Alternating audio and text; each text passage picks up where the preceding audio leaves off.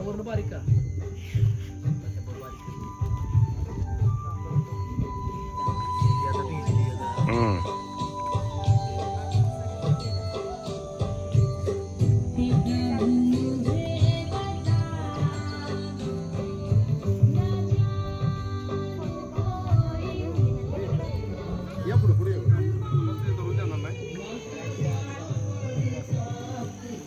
इकडे एक जण उभा राहा कसं ही घ्यायचं आणि तिकडे पुढे घ्यायचं सगळं बाजूला होतं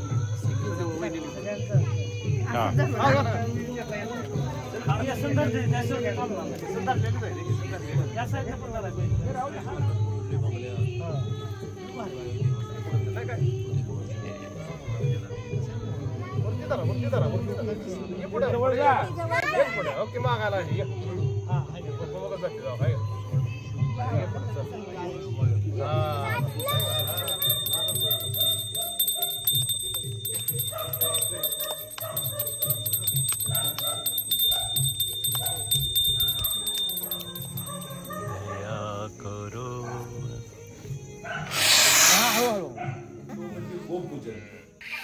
गेले बरेच दिवस झाले सुगेंद्र भैया आणि बरेच आपले प्रभूजी या कार्यक्रमाचं नियोजन करत होते की आपल्या हिंदू धर्मामध्ये पवित्र असलेल्या आपल्या या गायीची पूजा आपण करावी, कारण असं मानलं जातं की गायीच्या पोटामध्ये देवांचा वास आहे आणि म्हणूनच गायीच्या पासून येणारी प्रत्येक गोष्ट ही खूप महत्वाची आहे.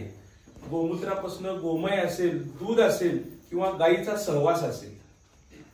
मला मध्ये कळालं की गायीच्या अंगावरून जर आपण फक्त हात फिरवत गेलो तर आपल्याला ब्लड प्रेशरचा त्रास होत नाही, म्हणजे जे गोळी घ्यायची गरज आहे ती होत नाही.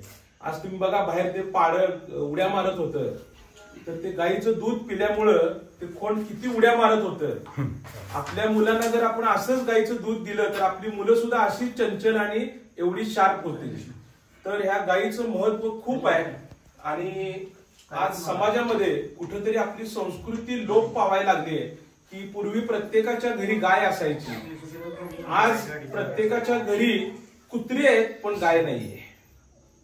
तर कुठं ना कुठेतरी याचं एक आपण म्हणतो की पुनर्वसन व्हावं. आपल्या निदान थोड्या लोक जे आता गोपालक आहेत त्यांना त्याच्यातनं काही ना काहीतरी उत्स्फूर्त प्रतिसाद मिळावा, त्यांना मोटिवेशन मिळावं आणि समाजात पण एक गोपूजन मला शक्य नसेल तर निदान मी एक दिवस का होईना तरी येऊन गायीची सेवा करावं या उद्देशानं आपल्या सुगेंद्र प्रभूजींनी आणि त्यांच्या सगळ्या मित्रमंडळींनी हा उपक्रम सुरू केला.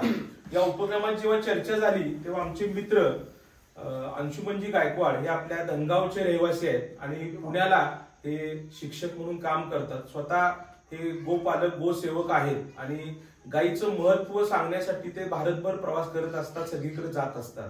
तर यांच्याशी जेव्हा आमचा परवा विषय झाला तेव्हा प्रभूजी म्हटले की मी खास या कार्यक्रमासाठी येतो आणि सगळ्या उपस्थितांना मी मार्गदर्शन करतो. तर आज दर पौर्णिमेला भाई आपण हा उत्सव साजरा करणार आहोत. पौर्णिमा 2-3 दिवसांना आहे पण आज रविवार आहे, सगळ्यांना एकत्र यावं म्हणून आपण हा उत्सव साजरा केला. मला सांगा किती छान वाटलं, आजच्या दिवसाची सुरुवात कशी झाली आपली? सुंदर झाली ना? तर निदान महिन्यातनं एकदा का होईना आपण आज इथे जे काही 15-20 जण आलोय, पुढच्या येताना आपल्या बरोबर अजून एक जण जर घेऊन आलो तर आपण इथे 100 जण होऊ. तर पुढच्या वेळेला येताना आपण अजून 1-2 लोकांना सांगावं. आपल्यासारखी खूप लोक समाजात आहेत ज्यांना हे करायचं आहे पण आपण त्यांच्यापर्यंत पोहोचत नाही किंवा त्यांना त्यावेळेला महत्व ते वाटत नाही. तर आज आपण सगळे वेळात वेळ काढून आलोय आणि या गोसेवेच्या पवित्र कार्यामध्ये आज आपण आपल्याला प्रदान केले. आज बघा शंखाचा आज आनंद घेतला. मला माहित नव्हतं माझ्यापेक्षा चांगला शंख माझी मुलगी एका मिनिटात वाजवायला शिकते.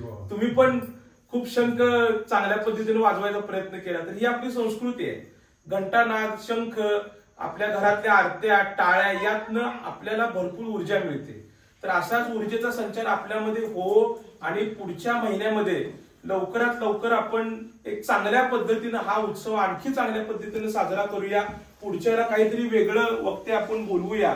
आणि आजच सांगतो की दिवाळीमध्ये आपण गायीची पूजा आपल्या घरामध्ये करत असतो सगळीकडे. तर त्यावेळेला आपण एखाद्या मोठ्या ठिकाणी आपण निदान 200-300 लोकांना एकत्र घेऊन हा उत्सव करूया. अजून 2 महिने आपल्याकडे आहेत. वसुबारसचा जो उत्सव असतो तो आपण त्यावेळेला मोठ्या प्रमाणात करूया. आणि मी आमचे मित्र अंशुमनजी गायकवाड यांना विनंती करतो की ते पुण्याहून आज खास आपल्यासाठी इथं आले.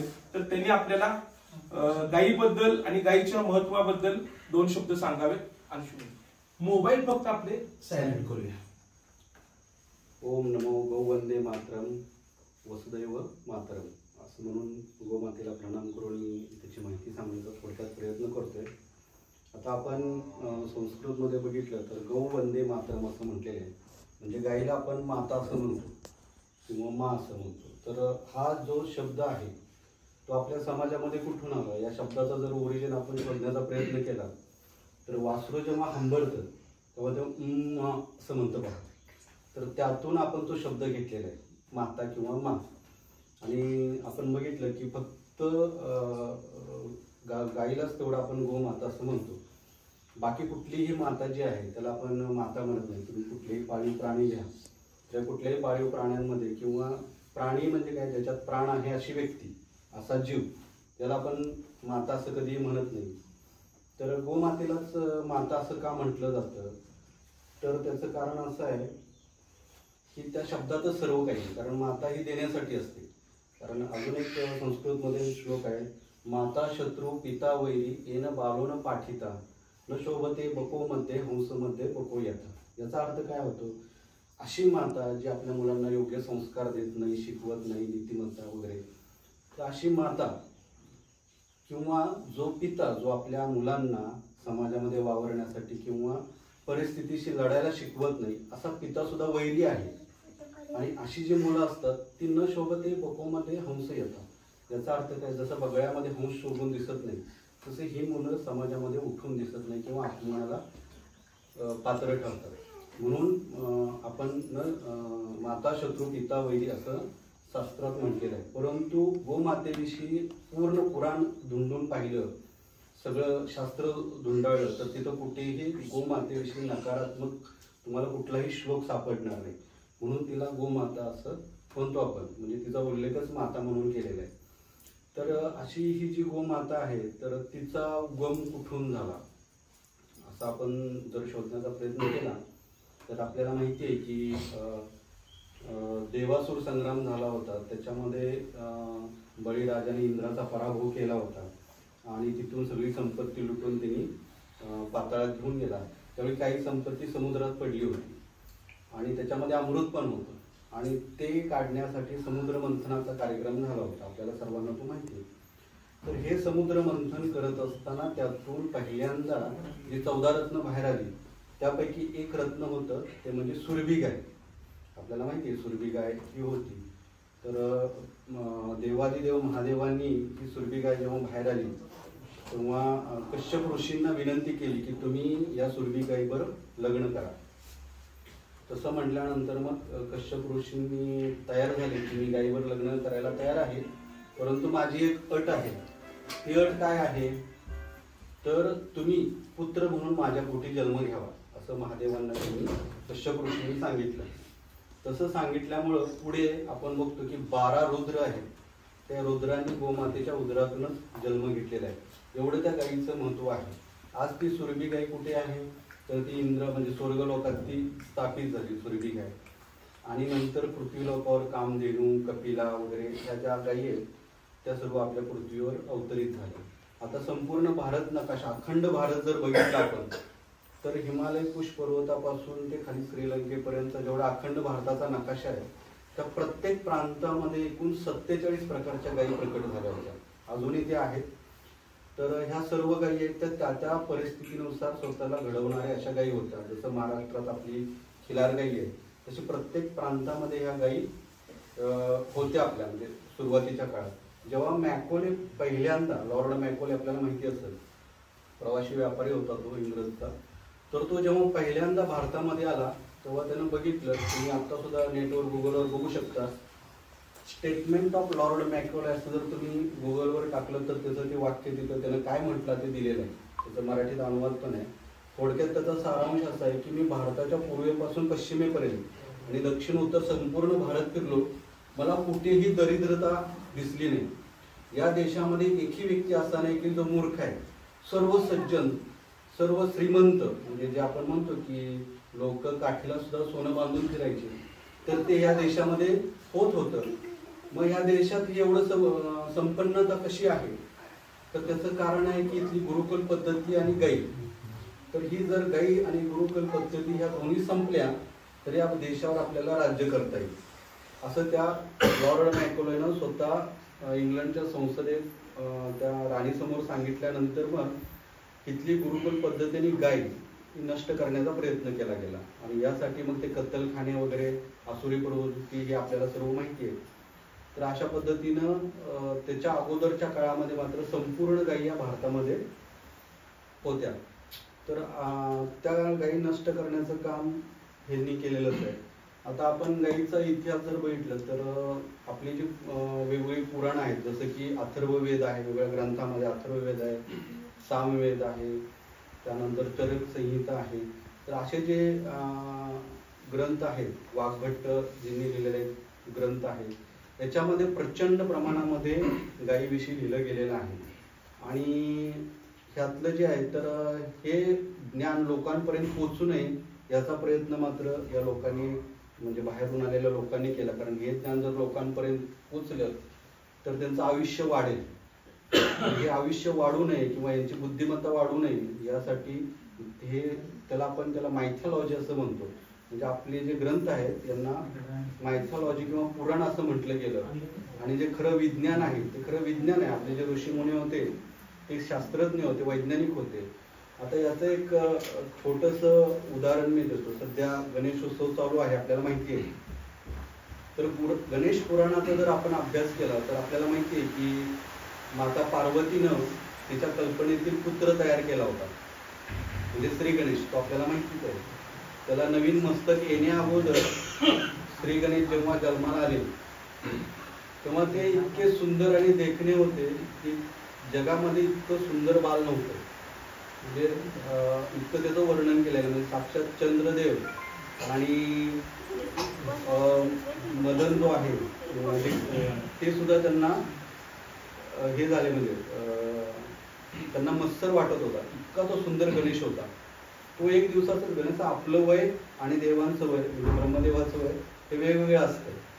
तर त्याच्यामध्ये असं दिलेलं आहे की ते जे गणेश जन्माला आले तर त्यांना पहिलं अन्नप्राशन द्यायचं असतं. आपल्याकडं तो संस्कार आहे अन्नप्राशन सोहळा. म्हणजे मातेचं दूध, आईचं दूध दिल्यानंतर त्याला गोमातेचं दूध दिलं जातं, त्याला आपण सुवर्णप्राश असं म्हणतो. तर हे सुवर्णप्राश किंवा पहिलं दूध, पहिलं अन्न त्या गणेशांना द्यायचं होतं. तर हे अन्न देण्यासाठी कुणाला बोलवलं तर कपिला गाईला तिथं, कामधेनू मातेला तिथं बोलवलं होतं. आणि श्री गणेशांना पहिल्यांदा दूध दिलं ते त्या गाईचं दिलं होतं. आणि ह्या दुधाचा परिणाम पुढे कुठे झाला ते मी पुढच्या कथानकात सांगेन. त्याच्यामधला जो भाग आहे तो आपल्याला सर्वांना माहिती आहे की एवढी प्रचंड शक्ती, म्हणजे ते पार्वती माता आंघोळीला गेल्यानंतर तिथे त्याला द्वारपाल म्हणून उभं केलं, सर्व शक्ती त्याला दिल्या. त्यामुळे किंचित अहंकार श्री गणेशाच्या मनात निर्माण झाला. कारण एक दिवसाचं बालक होतं आणि संपूर्ण त्रिखंडामध्ये ते शक्तिमान होतं. म्हणजे ब्रह्मा विष्णू, म्हणजे ब्रह्मा आणि विष्णू सुद्धा त्याच्यासमोर पराभूत झाले. संपूर्ण देवलोक पराभूत झाले. यक्ष, कर्ण, किन्नर वगैरे सर्व पराभूत. इतकी शक्ती त्याच्या त्या 19 दिवसाच्या बालकात आली होती. त्यामुळे त्याला थोडासा अहमपणा निर्माण झाला आणि त्यामुळं भगवान शंकराकडून त्याचा मस्तकाचा छेद झाला आणि त्याला नवीन मस्तक बसवलं गेलं. त्याच्या पुढच्या कथानकामध्ये असं आहे की जेव्हा गजानन मुख धारण केलेले गणपती होते, त्यांनी पार्वती मातेला विचारलं की हे कोण आहेत, म्हणजे विष्णू कोण आहेत, हे ब्रह्मा कोण आहेत.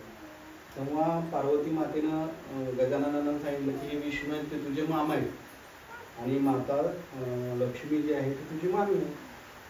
मग मामा मामी म्हणल्यानंतर श्री गणेश त्यांना भेटायला विष्णू लोकात गेले, आणि विष्णू लोकात गेल्यानंतर त्यांनी काय केलं की ते नटखट बालक होतं, त्यांनी काय केलं लक्ष्मी मातेच्या हातातलं कमळ काढून घेतलं.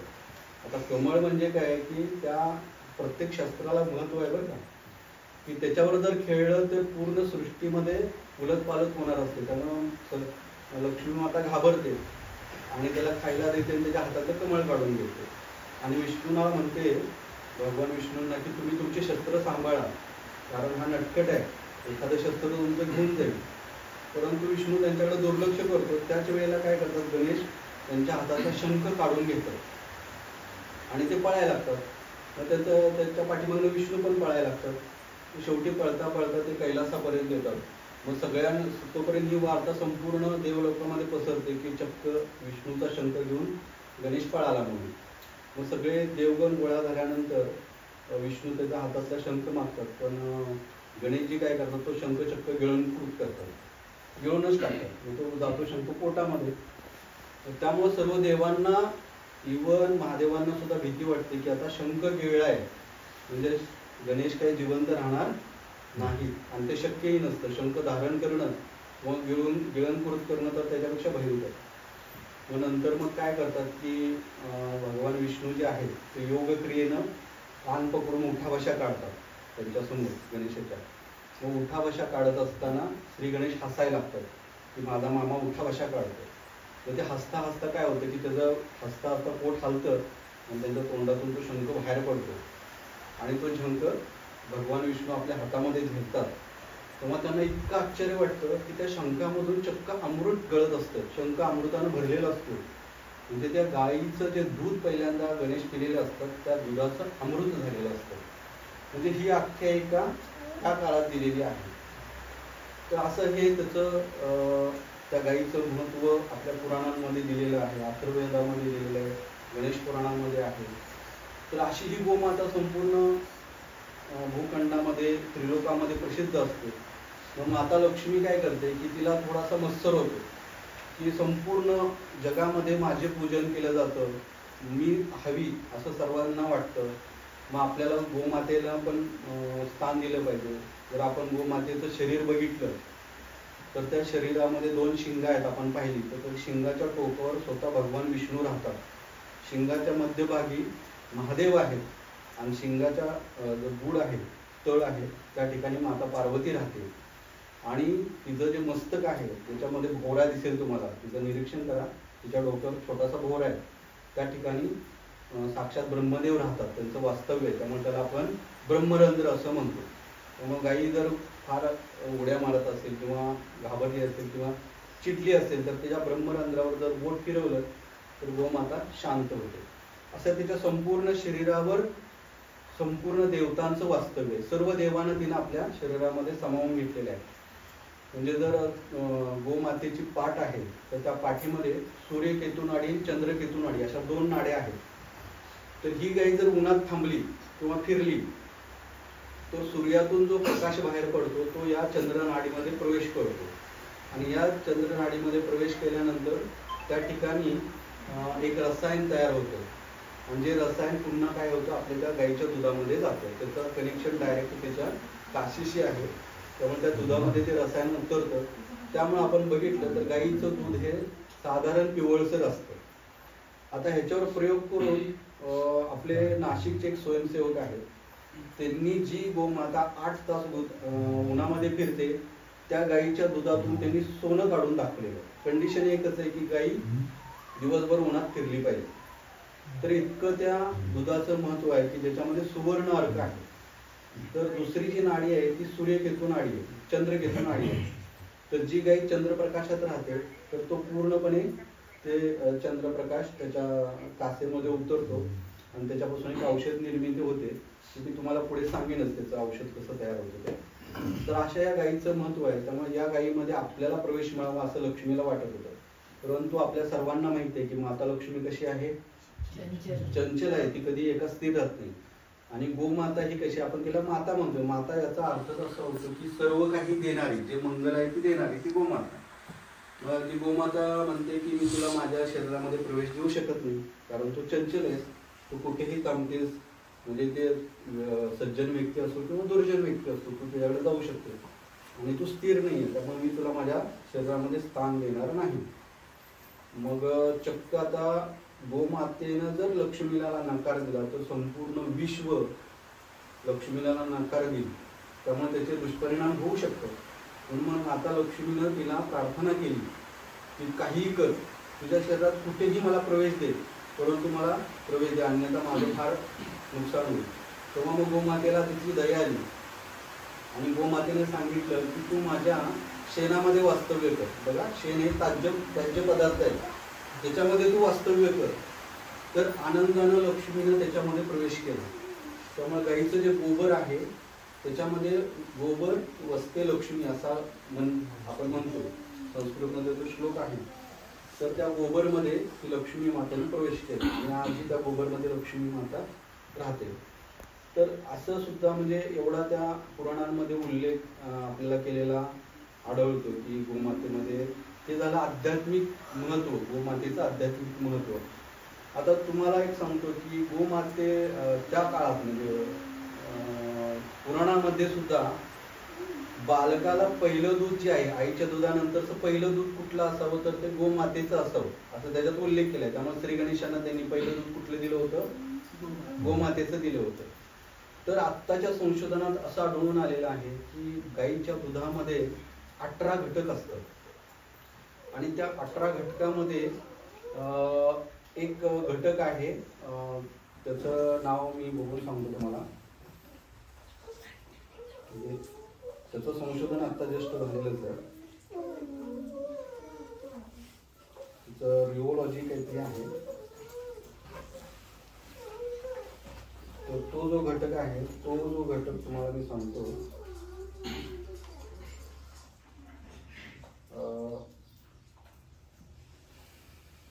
तर त्याच्या ह्याच्यामध्ये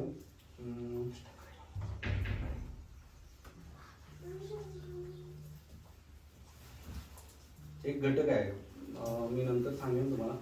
तर तो घटक जो आहे तो काय आहे, तर आपल्या मानवी शरीरामध्ये आपल्या आतड्यामध्ये एक जीवाणू राहतो. तर तो जो जीवाणू आहे त्याचं संशोधन आत्ता लागलेलं आहे. तर या जीवाणूंची वाढ झाली तर आपल्या शरीरामध्ये कुठलेही पोटाचे विकार होत नाही. यासाठी तो जीवाणू आपल्या शरीरामध्ये आवश्यक असतो आणि तो जीवाणू फक्त गाईच्या दुधामध्येच मिळतो. तसंच तो जीवाणू आपल्या गाईच्या गोमूत्रामध्ये सुद्धा अवेलेबल आहे. आणि ह्याचं आत्ता 1830 साली त्याचं संशोधन झालेलं आहे आणि त्याच्यामध्ये हे सांगितलं गेलं की अशा पद्धतीचा जीवाणू आहे आणि तो जीवाणू गाईच्या ह्याच्यातूनच मिळू शकतो. तर त्याच्याविषयी मी थोडा संदर्भ देऊन सांगतो, कारण कसं आहे की दाखले दिले तर ते जास्त लोकांना पडतं.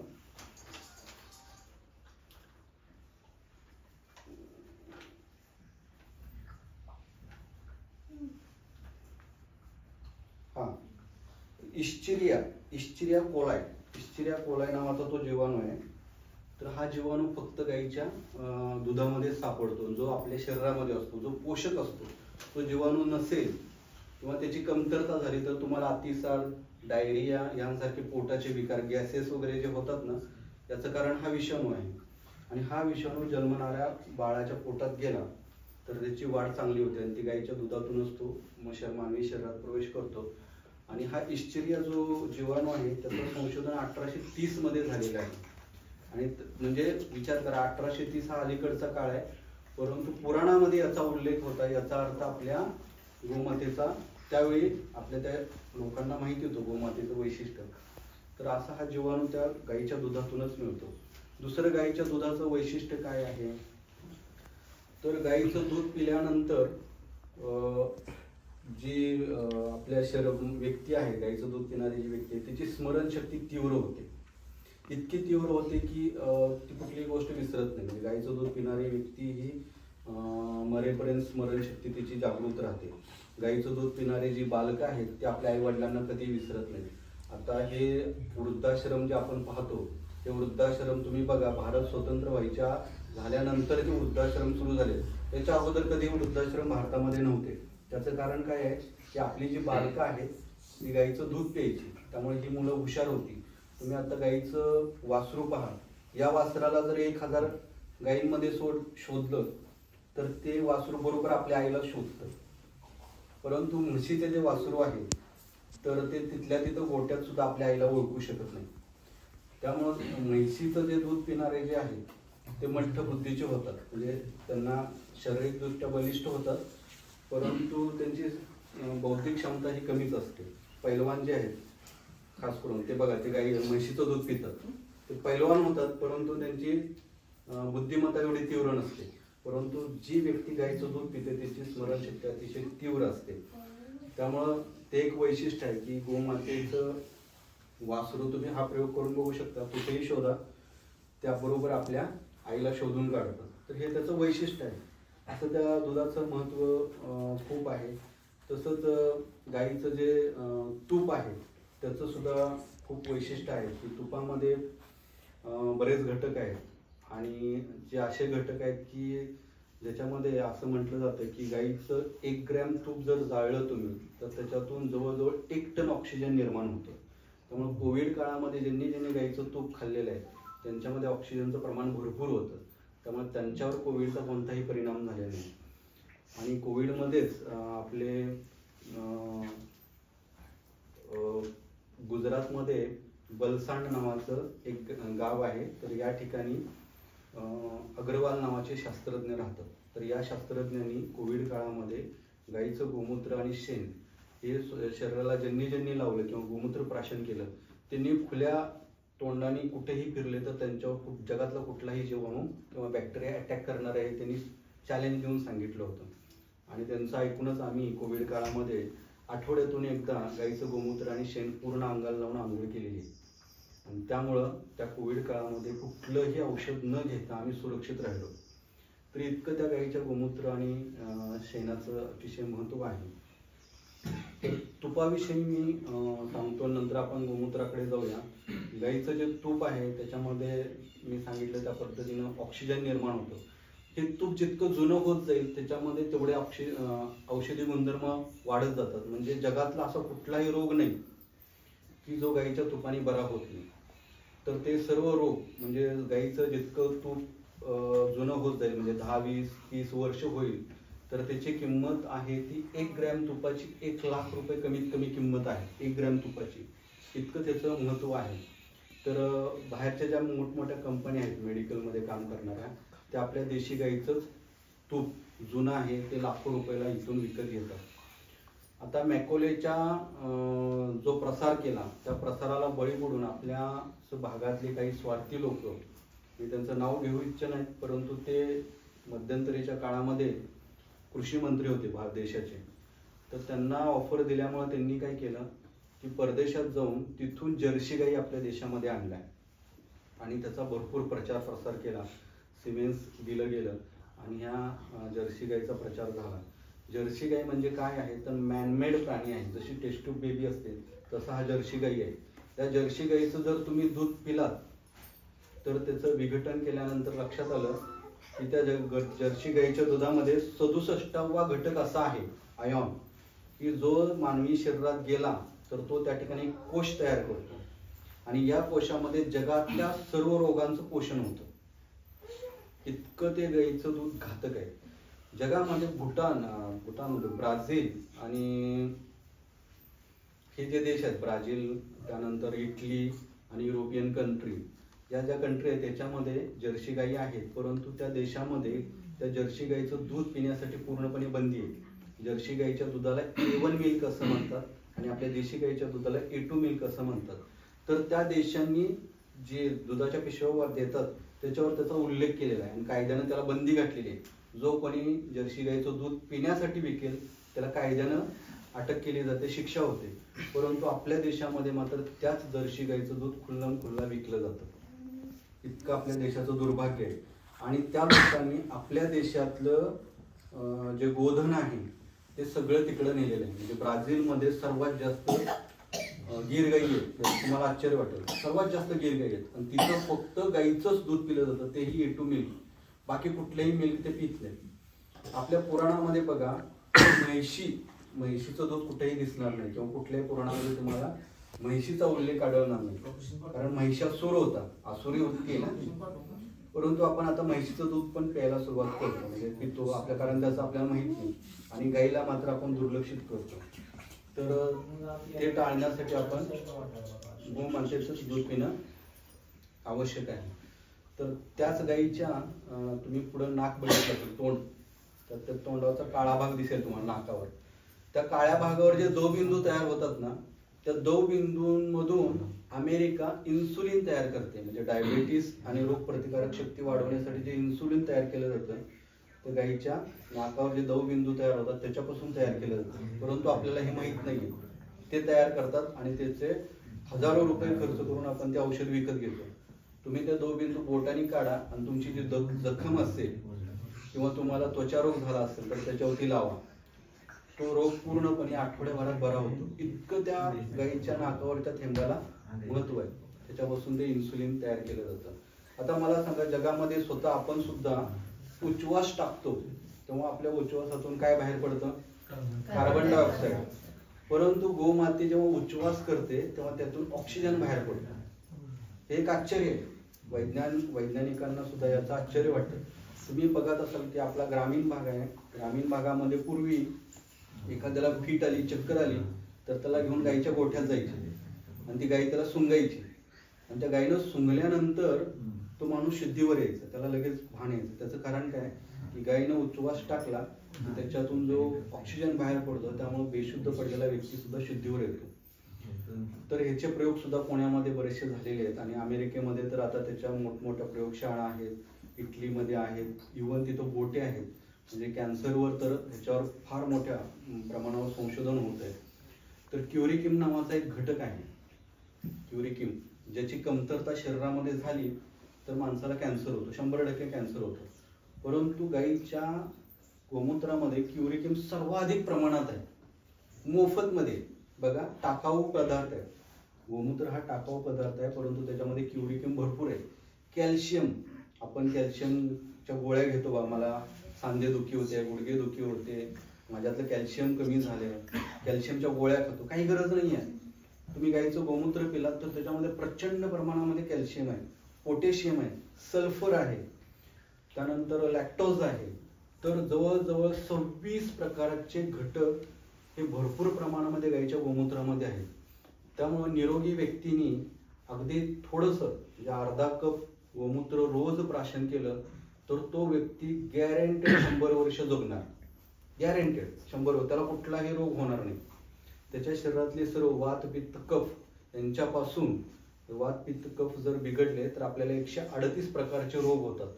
आणि ह्या तिन्ही वात, कफ आणि ह्या तिघांना संतुलन करण्याचं काम गाईचं गोमूत्र करत असतं. त्यामुळे गाईचं गोमूत्र पिणारी व्यक्ती ही निरोगी तर असतेच पण दीर्घायुष्य पण होते, कारण त्याच्यामध्ये क्युरिकिम असतं. तुम्ही कुठेही सर्च करा, क्युरिकिमची कमतरता झाली की 100% त्या व्यक्तीला कॅन्सर होतो. जर तुम्हाला कॅन्सर होऊ नये असं वाटत असेल तर गाईचं गोमूत्र पिणं अत्यंत आवश्यक आहे. दुसरी गोष्ट, गाईच्या गोमूत्रामध्ये जे बॅक्टेरिया सापडतात याच्यामध्ये काही बॅक्टेरिया असे आहेत की ते हवेतील जीवाणूंना नष्ट करतात, म्हणजे बॅड बॅक्टेरियांना नष्ट करतात. तुम्ही जर डिस्कवरी चॅनलवर बघितलं असेल तर ते ट्रुपर्स असतात बघा, ट्रुपर्स, इंडियन ट्रुपर्स जे आहेत ते त्या ठिकाणी गेले होते. हे जगातलं सगळ्यात घातक असं ट्रुपर आहे बरं का. म्हणजे ही लोक अशी असतात की एक माणूस 100 लोकांना जड जातो, त्यांना इंडियन ट्रुपर्स असं म्हणतात. तर हे ट्रुपर्सचा जो कॅम्प लावला होता त्या कॅम्पच्या बाहेर गाईचं गोमूत्र आणि शेण एकत्र मिक्स करून टाकलं होतं. तर तिथल्या डिस्कवरी चॅनलवाल्यांनी त्यांना विचारलं की तुम्ही हे का टाकलेलं आहे, गोमूत्र आणि शेण. तर त्यांनी सांगितलं की ज्या ठिकाणी गाईचं गोमूत्र आणि शेण असतं त्या ठिकाणी जगातला कुठलाही विषारी साप किंवा विंचू प्रवेशच करत नाही. तुम्ही प्रयोग करून बघा, तो साप किंवा विंचू तिथं प्रवेश करू शकत नाही. आणि यासाठी ते इंडियन ट्रुपर्स नेहमी आपल्या टँकच्या बाहेर गाईचं गोमूत्र आणि शेण शिंपडतात. तुम्ही आपल्या घराभोवती गाईचं गोमूत्र टाकलं तर त्या ठिकाणी विंचू किंवा साप येणार नाही. गाईचं गोमूत्र पाण्यात टाकून जर फरशा स्वच्छ केल्या तर या ठिकाणी 100% सर्व प्रकारचे बॅक्टेरिया मारले जातात, कुठलाही जिवंत राहत नाही. तसंच हे जे गोमूत्र आहे ते जर तुम्ही पिकावर शिंपडलं तर तुम्हाला सांगितलं की 28 प्रकारचे घटक एकट्या गोमूत्रात आहेत आणि अँटीबॅक्टेरिया आहेत. त्यामुळे हे गोमूत्र जर पिकांवर फवारलं तर त्याच्यावर कुठल्याही प्रकारचा रोग येत नाही. युरिया, सल्फेट, फॉस्फेट काही वापरायची गरज नाही. आपल्याला माहिती आहे की आपल्याला शरीरावर जे त्वचा विकार होतात, ज्याच्यामध्ये खरूज वगैरे हे आहे, खरूज असा घटक आहे की डॉक्टर सुद्धा म्हणतात, मेडिकल असोसिएशन म्हणतं की खरूज कधीही बरी होत नाही, माणूस मेल्यानंतरच ती बरी होते. आणि ही खरूज का होते याचं संशोधन केल्यानंतर असं आलं की माणसाच्या शरीरामध्ये सल्फर नावाचा घटक आहे, त्याची कमतरता झाली तर ही खरूज खास कुजली होते. परंतु गाईच्या गोमूत्रामध्ये सल्फर भरपूर प्रमाणात आहे. जर तुम्ही गाईचं गोमूत्र प्राशन केलं किंवा ज्या ठिकाणी खरूज आहे त्या ठिकाणी फक्त 1 आठवडा ते गाईचं गोमूत्र लावा, पूर्णपणे ती खरूज निघून जाईल, कायमस्वरूपी निघून जाते.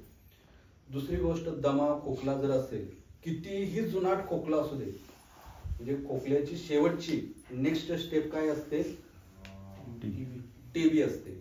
तर आपल्या इथं भारतीय अनुसंधान केंद्रामध्ये याचा प्रयोग केला की कॅन्सर झालेल्या, टीबी झालेल्या व्यक्तीला डोटच्या गोळ्या देतात, तुम्हाला माहिती आहे मोफत दिल्या जातात.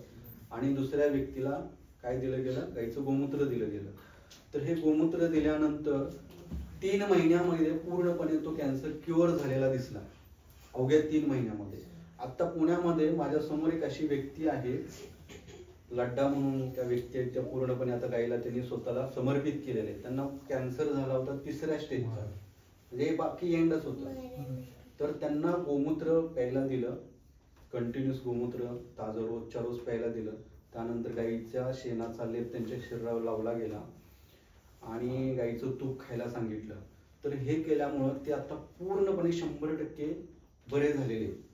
साक्षात ते आता उदाहरण आहे तिथं पुण्यामध्ये, पूर्णपणे बरे झालेले आहेत, त्यांच्यावर कुठलाही कॅन्सरचा कुठलाही प्रभाव नाही आहे. अजून एक उदाहरण तुम्हाला सांगतो की पुण्यामध्ये इंजिनिअरिंग कॉलेजचा एक मुलगा होता की जो वेडा झाला होता. म्हणजे इंजिनिअरिंग कंप्लीट केल्यानंतर त्याच्यावर काहीतरी आघात झाला असेल आणि तो पूर्णपणे वेडा झाला, हातवारे करत कुठेही रस्त्यावर फिरायला लागला. मग त्याच्या आई वडिलांना एकुलता एक मुलगा आणि त्यांना विचार पडला की आता ह्यातून बाहेर कसं काढायचं. मग तसं म्हटल्यानंतर मग त्यांना सांगितलं की तुम्ही गोमातेला शरण जा आणि गाईची सेवा केली तर तो मुलगा बरा होईल. असं सांगितल्यानंतर त्या मुलाला पूर्णपणे 1 वर्ष गोमातेच्या सेवेसाठी ठेवलं. त्याचं काम काय होतं, गाईचं शेण काढणं, तिला धुणं, तिला चारा पाणी करणं, त्या गाईच्या सहवासात राहणं, तिचं दूध काढून त्यानं प्यायचं, गोमूत्र प्यायचं, पण गाईच्या सहवासात राहायचं. त्याचं एकच काम, त्याला खाणं पिणं दिलं जायचं, बाकी गाईचं काम करायला लागलं. तर असं केल्यानंतर तो मुलगा अक्षरशः 1 वर्षामध्ये पूर्णपणे बरा झालेला आहे. आता तो हडपसरला गाईचे प्रोडक्टचं सेलिंग करतो, घरोघरी फिरून गाईचे प्रोडक्ट विकतो, गाईची माहिती सांगतो, स्वतःचं उदाहरण देतो. इंजिनिअरिंग मेकॅनिकल इंजिनिअरचा मुलगा असलेला, वेडा झालेला मुलगा पूर्णपणे बरा झालेला आहे. दुसरी गोष्ट आपण बघतो की काही मुलं चंचल असतात किंवा ज्यांची स्मरणशक्ती कमी असते किंवा ज्यांना पॅरालिसिस झालेला आहे, अशा लोकांना सुद्धा जर गाईचं नश्य दिलं, नश्य म्हणजे नाकात टाकायचे 2 ड्रॉप्स असतात, तर ते जे ड्रॉप्स कशापासून बनवलेले असतात, तर गाईचं जुनं तूप असतं त्याच्यापासून ते नश्य बनवलेलं असतं, त्याच्यामध्ये काही औषधी वनस्पती ऍड केलेल्या असतात. तर ते नाकात टाकलं तर ते पूर्णपणे नलिकेतून जातं आणि त्या व्यक्तीचा पूर्णपणे तो पॅरालिसिस पूर्णपणे बरा होतो, मेंदूचे सगळे विकार बरे होतात. गाईचं तूप तुम्ही कुठंही बंदिस्त करू शकत नाही. अजून जगामध्ये अशी एकही गोष्ट नाही की जे गाईच्या तुपाला बंदिस्त करू शकते. अगदी तुम्ही लोखंडात ठेवलं तर ते पाजरून बाहेर येतं, इतकं त्या गाईचं महत्व आहे, तुपाचं महत्व आहे. जर तुम्ही बघितलं तर जगामध्ये अजून कुठलीही दवाखाना नाही की ज्याचं मेंदूपर्यंत औषध जाऊ शकतं, असं कुठलाही दवाखाना नाही किंवा असं कुठलंही औषध जगामध्ये नाही की जे मेंदूपर्यंत जाईल. त्यामुळे मेंदूचे विकार ज्यांना आहेत त्यांनी जर नश्य घेतलं तर ते तूप डायरेक्ट मेंदूपर्यंत जातं आणि सगळे मेंदूचे विकार बंद करतात. इतकं त्या तुपाचं महत्व आहे, त्या नश्याचं. दुसरी गोष्ट काय, ते नश्य तुम्हाला माहिती आहे आपल्या नाभी जी आहे त्याच्यामध्ये 72 नाड्या आहेत. शरीरातल्या 72 नाड्या एकत्र कुठे येतात तर नाभीमध्ये येतात. तर या नाभीमध्ये जर 2 थेंब गाईचं तूप टाकलं तर या संपूर्ण 72 नाड्यांचं शुद्धीकरण होतं. पूर्णपणे 72 नाड्यांचं शुद्धीकरण केवळ गाईच्या 2 थेंबांमुळे होतं. आणि अशा व्यक्तीचा गॅसेस होणे, दुसरी गोष्ट घोरणं आपल्याला माहिती आहे आपण घोरतो, तर हे घोरणं अगदी अक्षरशः 15 दिवसामध्ये बंद होतं. केवळ 2 थेंब रोज गाईच्या नाकात तूप टाकलं तर हे घोरणं सुद्धा बंद होतं. पूर्ण शरीराच्या नाड्या शुद्ध होतात. त्यामुळे ते गाईचं तूप हे त्या दृष्टीनं अतिशय महत्वाचं आहे. दुसरी गोष्ट काय आहे की आपल्याला बघतो की आपल्याला डोळ्यांना कमी दृष्टी दिसते किंवा चष्मा लागतो. अशा वेळेला जर तुम्ही गाईच्या गोमूत्र जे सकाळी प्रातःकाल म्हणजे ब्रह्ममुहूर्तावर सकाळी 3 ते 6 यावेळी जे गोमूत्र गाई देते ते गोमूत्र जर हवेत झेललं आणि तुम्ही त्यांनी डोळ्याला लावलं किंवा डोळे धुतले तर तुमचे डोळे मरेपर्यंत तुम्ही सुईनं शिवू शकता. इतके ते चांगले तजेलदार होतात. प्रयोग करून बघा. 15 दिवसामध्ये 15 दिवस सलग हा प्रयोग करून तुम्ही सांगा मला किंवा डॉक्टर तुम्हाला जो रिपोर्ट देतील पहिल्यांदा डोळे चेक करा, नंतर गोमूत्र लावा डोळ्याला आणि नंतर चेक करा. तुम्हाला त्यातला रिपोर्ट मधला फरक दिसेल. हा प्रयोग आम्ही पुण्यामध्ये पण केलेला आहे. तर इतकं त्या गाईच्या गोमूत्राचं महत्व आहे. तर हे जे मग हे लोकांना कसं देणार, कारण शहरामध्ये गाई नसतात, त्यामुळे मग ह्या लोकांपर्यंत ती औषधी कशी पोहोचवायची. तर याच्यावर असं प्रयोग केला गेला की आपल्या ज्या गायी आहेत ती कोजागिरी पौर्णिमा आपल्याला माहिती आहे. कोजागिरी पौर्णिमेला चंद्र पृथ्वीच्या जवळ असतो आणि ते चंद्र तेज आहे ते अतिशय प्रखर असतं. त्यामुळं गोशाळांमध्ये पौर्णिमेला गाई पूर्णपणे बाहेर बांधली जाते, चंद्रप्रकाशात बांधली जाते आणि रात्रभर ती गाई त्या चंद्रप्रकाशामध्ये राहते. आणि मग पहाटे 3 नंतर म्हणजे ब्रह्ममुहूर्तावर ती गाई जे गोमूत्र टाकेल ते गोमूत्र झेललं जातं आणि ते गोमूत्र झेलल्यानंतर ते कडवलं जातं. त्याचं जे बाष्प तयार होतं म्हणजे जे अर्क तयार होतं त्या अर्कामध्ये गुलाबजल टाकून त्याची नेत्रज्योती बनवली जाते. या नेत्रज्योतीतले एक थेंब जर तुमच्या डोळ्यात रोज टाकले, रात्री झोपताना इकडे आणि इकडे टाकला तर डोळ्यामध्ये ज्या अनेक प्रकारच्या हे आहेत म्हणजे त्याला नाड्या आहेत अतिशय लहान असतात, म्हणजे केसापेक्षा सुद्धा लहान नाड्या आपल्या डोळ्यापर्यंत आलेल्या असतात. तर त्या शुद्ध केल्या जातात. म्हणजे तुम्ही जर ती नेत्रज्योती तुमच्या डोळ्यात टाकली तर दुसऱ्या दिवशी पूर्णपणे डोळ्यातला कचरा जो आहे तो बाहेर निघतो. असे 3 दिवस तुमचे कचरा पूर्णपणे बाहेर निघतो. 4थ्या दिवशीपासून तुमचे डोळे पूर्णपणे क्लीन होतात. तर आपल्या गाईचं जे गोमूत्र आहे त्याचे सुद्धा थेंब तुम्ही तुमच्या डोळ्यामध्ये टाकले तर सर्व प्रकारचे डोळे स्वच्छ होतात. इतकं त्या गाईच्या गोमूत्राचं महत्व आहे. आणि आपल्या ज्या गोशाळा आहेत या पद्धतीचे नेत्रज्योती तयार करतात. कंडिशन एकच आहे की जर ते औषध ते गोमूत्र तुमच्या डोळ्यासाठी वापरायचं असेल तर चंद्रप्रकाशामध्ये आपली गाई थांबली पाहिजे किंवा जी गाई सूर्यप्रकाशामध्ये राहील अशा गाईचं तूप जर पिलात किंवा तिचं गोमूत्र जर पिलात तर ते अतिशय उत्तम औषधी आहे. 138 रोगांवर उपयुक्त असं ते गाईचं गोमूत्र आहे. तर असे गाईचे भरपूर उपयोग आहेत. तर आत्ताच एक नवीन संशोधन झालं ना त्याच्यामध्ये हे दिसून आलेलं आहे. म्हणजे अमेरिकेमध्ये 2 संस्था आहेत याच्यावर सध्या काम करतायत. तर या संस्थांमध्ये याचं संशोधन झालेलं आहे. तर त्यांचं मी तुम्हाला रेफरन्स देऊन सांगतो. American research for national organization नावाची एक संस्था आहे, ICRI म्हणून आहे. तर या संस्थेनं सुद्धा हे डिक्लेअर केलेलं आहे, म्हणजे त्यांनी मान्य केलेलं आहे की गाईच्या गोमूत्रामध्ये जगातील सर्व प्रकारचे बॅक्टेरिया मारण्याचं किंवा सर्व प्रकारचे रोग नष्ट करण्याचं क्षमता आहे. तर ह्याच्यावर अजून पुढे संशोधन झाल्यानंतर असं दिसून आलं की गाईच्या गोमूत्रामध्ये अमोनियम क्लोराईड आणि दुसरा एक सल्फेट नावाचा एक घटक आहे. तर हा घटक आहे की गाई जेव्हा गोमूत्र टाकते खाली जमिनीवर तेव्हा ते गोमूत्र जमिनीवर पडल्यानंतर त्याच्यावर सूर्यप्रकाश पडतो आणि सूर्यप्रकाश पडल्यानंतर त्याचं बाष्प तयार होतं आणि हे बाष्प जेव्हा हवेमध्ये जातं तेव्हा त्या ठिकाणी हवेतील जे बाष्प आहे ते त्या गोमूत्राच्या त्या सूक्ष्म कणावर जमा होतं आणि त्या ठिकाणी पाऊस पडतो. हे आत्ता सिद्ध झालेलं आहे की गाई ज्या ठिकाणी गोमूत्र टाकते त्या ठिकाणी 100% पर्जन्यमान होतच. त्यामुळे भारतामध्ये कधीही पर्जन्यवृष्टी म्हणजे आपले 3 ऋतू आहेत बघा, उन्हाळा, पावसाळा, हिवाळा, हे 3 ऋतूंचं प्रमाण कधी बिघडलं नव्हतं. ज्या दिवशी गोमातेचं प्रमाण कमी कमी होत गेलं त्या ठिकाणी दुष्काळ पडत गेला. तर इतकं त्या गोमूत्राचं महत्व आहे की, आणि आता जो प्रयोग झाला त्याच्यामध्ये सुद्धा हे सिद्ध झालं की पांढरे ढग आहेत आता आपल्या आकाशामध्ये, या पांढऱ्या ढगांमध्ये सुद्धा पाणी असतं आणि त्या पांढऱ्या ढगातून पाणी पाडण्याची क्षमता केवळ गाईच्या गोमूत्रामध्येच आहे. हे सिद्ध झालेलं आहे. म्हणजे तुम्ही जर त्याचा इंटरनेटवर शोध घेतला तर तुम्हाला दिसून येईल की ढग नसताना सुद्धा पाऊस पाडण्याची क्षमता केवळ गोमातेमध्येच आहे.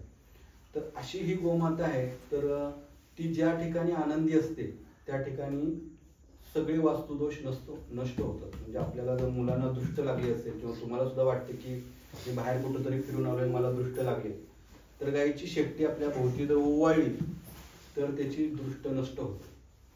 कुठल्याही प्रकारची तिथं वाईट शक्ती प्रवेश करू शकत नाही. असं त्या गायीच्या शेपटीचं सुद्धा खूप महत्व आहे. आणि या पद्धतीनं आपण बघितलं तर तिथं खूपच महत्व आहे. आता या ठिकाणी आपण जे प्रदर्शनी मांडलेली आहे तर हे आता आपल्या देशामध्ये साधारण 38 प्रकारच्या गायी आहेत ज्या आपण इथे मांडलेल्या आहेत. तर त्या 38 गायीच आता आपल्या देशामध्ये इतर गायींना पूर्णपणे नष्ट केलेलं आहे. म्हणजे परवाच 4-5 महिन्यापूर्वी आपण बघितलं असेल की केरळमध्ये इलेक्शनच्या पिरियडमध्ये गोमातेला कापलं गेलं होतं, भर रस्त्यावर कापलं गेलं होतं आणि ती अक्षरशः हंबरडा करत होती. आणि तिला ज्या ठिकाणी कापलं गेलं त्याच गावामध्ये आत्ता ते गाव पूर्णपणे अतिवृष्टी झाली, त्याच्यामध्ये ते गडप झालेलं, त्याचे व्हिडिओ तुम्ही बघितले असेल. तर ज्या ठिकाणी गायीचे हाल होतात तर त्या ठिकाणी नैसर्गिक कोप 100% होतो, हे सिद्ध झालेलं आहे. आणि ज्या ठिकाणी गायीचं पूजन अर्चन किंवा तिची सेवा होते त्या ठिकाणी लक्ष्मी ही नांदतच असते.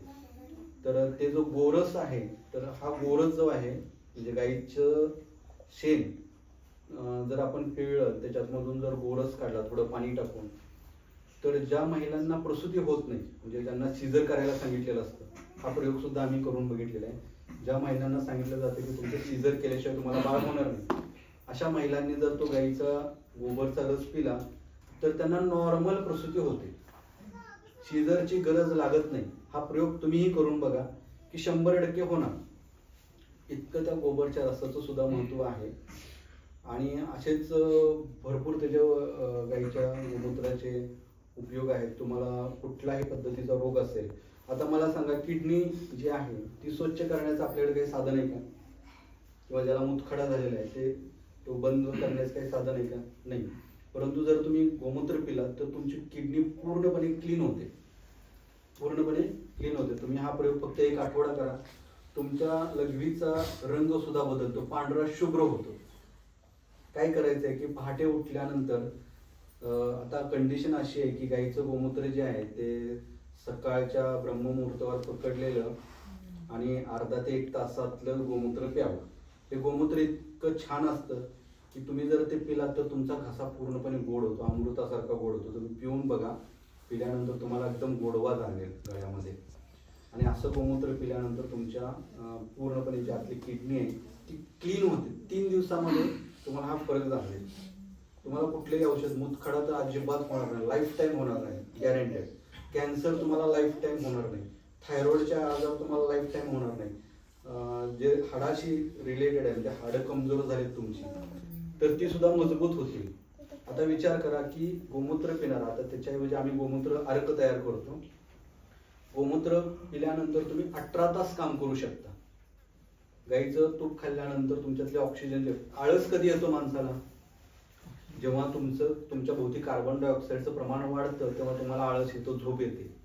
परंतु पूर्वी मुलांना अभ्यासात करण्या अगोदर त्यांना गाईचं दूध दिलं जायचं पहा, आणि त्या घरामध्ये गाईचा तुपाचा दिवा लावला जायचा. त्यामुळे तूप जळल्यानंतर ऑक्सिजन निर्माण होते, गाईचं दूध पिल्यावर सुद्धा ऑक्सिजनच मिळतो. त्यामुळे अशा मुलांना झोप यायची नाही आणि त्यामुळे ती मुलं ऑक्सिजनचं प्रमाण वाढल्यामुळे रात्रभर अभ्यास करायची. परंतु नंतर इव्हन आपण लग्न झाल्यानंतर ज्या महिला असतात त्या आपल्या पतीसाठी पहिला ग्लास दुधाचा घेऊन जातात. तो कुठला असतो? गाईच्या दुधाचा असतो, हे लक्षात घ्या. तर परंतु आता त्याचं वेगळंच आहे, म्हणजे कुठलंही दूध दिलं जातं कारण तिचं महत्त्वच माहीत नाही आहे, त्यामुळे काही दिलं जातं. तर ते गाईचं गोमूत्र आणि तूप हे आपण नेहमी प्राशन करणं आवश्यक आहे. ते दिलं तरच आपली स्मरणशक्ती किंवा आपल्याचे ऑक्सिजनचं प्रमाण वाढणार आहे.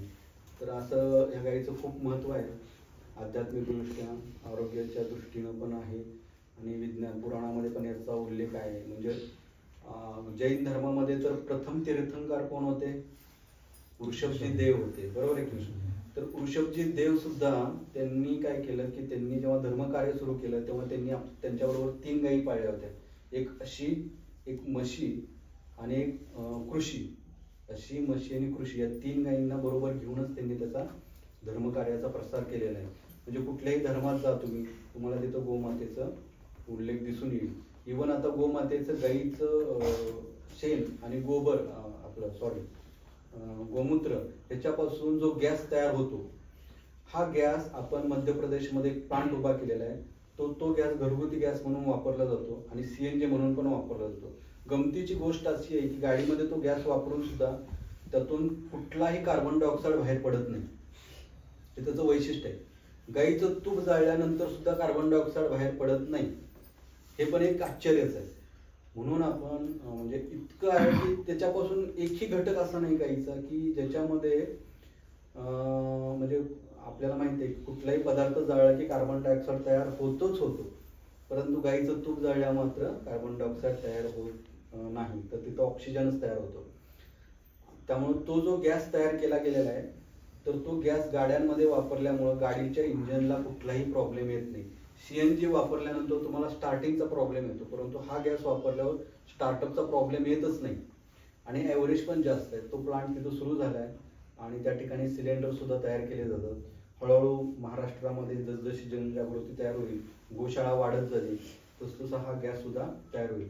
आपल्या घरगुती गॅसपेक्षा डबल इंधन ह्या गॅसपासून तयार होतं, त्यामुळे तेच आहे. आता गोपालकांची अडचण अशी आहे की आम्ही गाई पाळतो परंतु त्या कमी दूध देतात, परंतु त्या कमी दुधातून सुद्धा तुम्ही इतर प्रोडक्ट भरपूर बनवू शकता. म्हणजे आता गाईचे कंडे आहेत, तर हवन सामुग्री म्हणून सुद्धा तुम्ही त्याचा वापर करू शकता. हवनासाठी गाईचे गोबरचे कंडे आवश्यक असतात. गाईच्या शेणापासून जी राख तयार होते त्याच्यामध्ये तर इतकं प्रचंड ऑक्सिजन आहे, तुम्ही कल्पना करू शकणार नाही. मी आता ते तत्वजल म्हणून त्याच्यापासून आपण तयार केले. ती जगातलं कुठलंही गढूळ पाणी घ्या, त्याच्यामध्ये 1 चमचा टाकला तर त्यातली संपूर्ण घाण तळाला जाऊन बसते काही क्षणामध्ये. आणि आपण किती आपल्याला मनुष्याला साधारणपणे 4.5 किंवा 5.4 pH असलेलं पाणी शरीराला योग्य असतं, परंतु असं पाणी आपल्याला प्रत्येक ठिकाणी भेटेलच असं नाही. आपण आता मिनरल वॉटर किंवा बाटलीचं पाणी पितो, तुम्ही कोण गॅरंटी सांगू शकता की हे वॉटर शुद्ध आहे म्हणून किंवा त्याच्यातले घटक पूर्ण आहेत. परंतु गाईचं शेणाची जी राख आहे ती जर तुम्ही पाण्यात टाकली तर सगळेच्या सगळे मिनरल्स पूर्ण होतात. इट्स मिरॅकल, सगळे घटक पूर्ण होतात. त्या पाण्याचा pH तुम्ही लॅबोरेटरीमध्ये जाऊन काढा, तुम्हाला तो 8.4च्या अबोव दिसतो. आता तुम्ही जे पाणी पिता घरातलं त्याचा pH तपासून बघा, त्याच्यामध्ये आपण क्लोराईड वगैरे अमुक शुद्धीकरणासाठी घालतो, परंतु त्याची गरज नाही. तर तत्वजल जर पाण्यात टाकलं तर सगळेच्या सगळे बॅक्टेरिया मारले जातात ऑन द स्पॉट आणि संपूर्ण घटक जे आहेत मिनरलचे ते पूर्ण होतात आणि ते पाणी शुद्ध होतं. तर म्हणजे त्याच्या शेणामध्ये इतकं महत्व आहे. म्हणजे आपल्याला बाहेर मिनरल्स वॉटर प्यायची गरजच नाही हो. तुम्ही छोटीशी राख कायम बरोबर ठेवा. म्हणजे आता अमेझॉनवर सर्च केलं तर तुम्हाला आश्चर्य वाटेल की तिथं अमेझॉन भारतीय देशी गाईच्या शेणाची राख विकायला ठेवते, विकायला लागली. आता अमेझॉनवर सर्च करा तुम्ही. तर परंतु आपल्याला मात्र हे माहित नाही. आपण काय करतो, केमिकल युक्त तो साबण घेऊन येतो तिरा आणि त्यांनी भांडी घासतो, त्या भांड्याला लागलेलं ते केमिकल आपल्या पोटात जातं आणि त्याच्यावर काय दुसरा ऑप्शन नाही आपल्याला. परंतु जर गाईचं शेणाचं जर हे वापरलं तुम्ही तर तुमचे सगळे मिनरल्स पूर्ण होतील. तुम्ही थोडंसं ते टाकून बघा पाण्यामध्ये, 100% मिनरल्स पूर्ण होतात. इव्हन गढूळ पाण्यामध्ये जर आता आपल्याकडे पूर परिस्थिती असते, गढूळ पाणी येतं, अशा वेळेला गाईचं शेणकूट जाळून त्याची राख आहे ती तुम्ही पाण्यात टाकून बघा, ते पाणी पूर्णपणे शुद्ध होतं, गाळ खाली जाऊन बसतो. म्हणजे स्वामी समर्थांची एक कथा आहे की त्या ठिकाणी स्वामी समर्थ बाहेर गेले होते आणि एका नदीकडेला थांबले होते आणि तिथून ओढा वाहत होता, पावसाळ्याचे दिवस होते आणि फार ते गढूळ पाणी होतं, डबक्यातलं पाणी होतं. अशा वेळी स्वामी समर्थांनी सुद्धा सांगितलं की ते डबक्यातलं पाणी घेऊन ये, आणि ते डबक्यातलं पाणी घेऊन आल्यानंतर त्यांनी त्याच्यामध्ये गाईचं गोमूत्र टाकलं आणि ते पिऊन दाखवलं. आता आपल्याकडे माझ्याकडे काही साधनं नाही आहेत, मी घेऊन आलो नाही. अदरवाईज तुम्हाला दिसलं असतं की आज जे लोक गाई मातेच्या सहवासात उभं राहिले होते त्यांचा ॲरो जो आहे तो वाढलेला आहे. आपली जी ऊर्जा आहे ना ती डबल झालेली आहे, ती तुम्हाला दिसली असते. म्हणजे तिच्या सहवासामुळे सुद्धा आपला ॲरो वाढतो. ते ॲरोमीटर आपल्याकडे आहे, मी आता ते घेऊन येऊ शकलो नाही.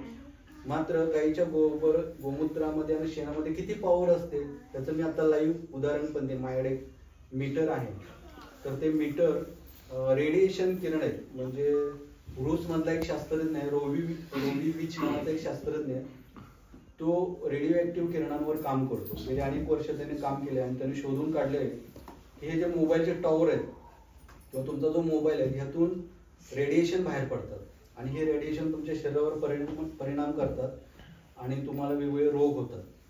तर हे रेडिएशन ऑन द स्पॉट थांबवण्याचं काम गाईचं शेण करतं. तुम्ही शेणकूट जर खिशात ठेवलं तर जगातलं कुठल्याही रेडिएशनचा तुमच्यावर परिणाम होणार नाही. गाईचं दूध पिलं, गाईचं गोमूत्र पिलं तर जगातलं कुठलंही रेडिएशनचा तुमच्यावर परिणाम होणार नाही.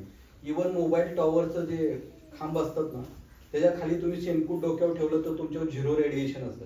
आपल्याकडे ते रेडिएशन मीटर आता माझ्याकडे आहे, तुम्ही त्याचा प्रयोग करून बघू शकता. तर तुमच्यावर कुठल्याही रेडिएशनचा परिणाम होणार नाही. यासाठी आपल्या गोसेवकांनी मोबाईल चिप तयार केलेली आहे आणि त्याचं आपण पेटेंट सुद्धा घेतलेलं आहे. ही मोबाईल चिप जर तुमच्या मोबाईलला लावली तर तुमच्या मोबाईलचं रेडिएशन 0 होतं. एवढंच काय की घरामध्ये देवघरात ठेवा किंवा ज्या ठिकाणी रेडिएशन होतं, जसं की आता दिवा लागलाय किंवा तुम्ही मोबाईल चार्जिंगला लावता, अशा ठिकाणी जर ती चिप ठेवली तर तिथलं रेडिएशन पूर्णपणे 0 होतं. सर्वात जास्त रेडिएशन टीव्ही मधून सुद्धा निघतं. तुम्ही प्रयोग करून बघा. तर तो टीव्हीच्या ठिकाणी ती चिप ठेवली तर तिथलं रेडिएशन 0 होतं. किंवा गाईचं शेणकूट ठेवलं तर तिथलं रेडिएशन 0 होतं. तर असं आहे की उष्णता ओढून घेणारं ते गाईचं शेण आहे किंवा हे तत्वजल आहे. तर तुम्ही सुद्धा त्याचा प्रयोग करून बघा, तुम्हाला पाणी शुद्धीकरणाची काही गरज भासणार नाही. तर असं हे गाईचं त्याच्या पुढच्या भागामध्ये सुद्धा मी जेवढी माहिती देतो.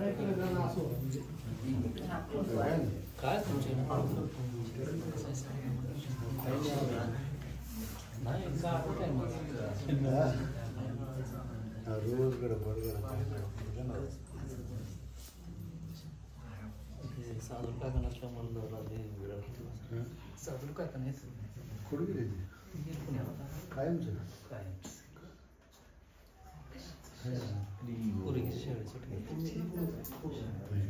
हरी बोल हरी बोल हरी बोल. तुम्ही घेतले का? एकदम थोडी एक द्या अजून काय आहे? ही प्रभूजीने आपल्याकडे सेवा केली खास. काय हे राईस आहे, राईस आणि होय आहे. मग या इकडे तरकारी राहतात रात्रीच यांनी 3 लिटर आणून दिलं होतं. लवकर घ्या पटपट कधी जोरात आता. खाली बसा खाली बसा. तुम्हाला हे संपवा. गायचं आहे फक्त आता पिलत नाही ते गायचं आहे. सावलीत बसू दे. हात असं बसले आता विचारू माता कोणा पाहिजे. पाठवा पाठवा गोमूत्र टाकलं आता त्याला तोंडाला लावले केलं की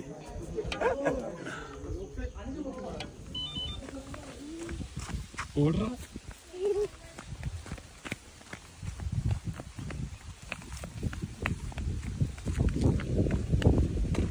ओढ बीडेड कमी नाच